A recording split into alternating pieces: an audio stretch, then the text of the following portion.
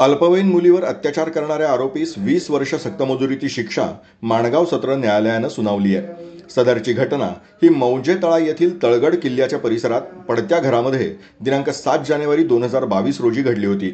या संदर्भात तळा पोलीस ठाणे इथं गुन्हा दाखल करण्यात आला होता. या गुन्ह्याचा तपास पोलीस उपनिरीक्षक तळा एस खराडे यांनी केला आणि सदरचं दोषारोप जिल्हा व सत्र न्यायालय माणगाव इथं दाखल केलं. या खटल्याची सुनावणी विशेष जिल्हा व सत्र न्यायाधीश माणगाव रायगड इथं झाली. या खटल्यामध्ये अतिशासकीय अभियोक्ता योगेश तेंडुलकर यांनी सरकारी पक्षाचं वतीने काम पाहिलं. या कामी पीडित मुलगी, तिची मैत्रीण व वैद्यकीय अधिकारी यांची साक्ष ही महत्त्वाचा पुरावा ठरली. या केसच्या सुनावणी दरम्यान अतिशासकीय अभियोक्ता योगेश तेंडुलकर यांनी प्रभावी युक्तिवाद करून माननीय उच्च व सर्वोच्च न्यायालयाचे महत्त्वाचे न्यायनिर्णय दाखल केले.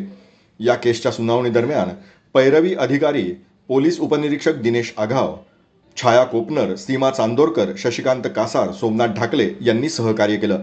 तसंच या विशेष न्यायाधीश UT पोळ यांनी सदर गुन्ह्याच्या शाबितीनंतर आरोपी अबुजर इलियास वलिले यास दिनांक 8 ऑगस्ट रोजी दोषी धरून 20 वर्ष सक्तमजुरीची शिक्षा आणि रोख रक्कम 50,000 रुपयाचा दंड ठोठावलाय.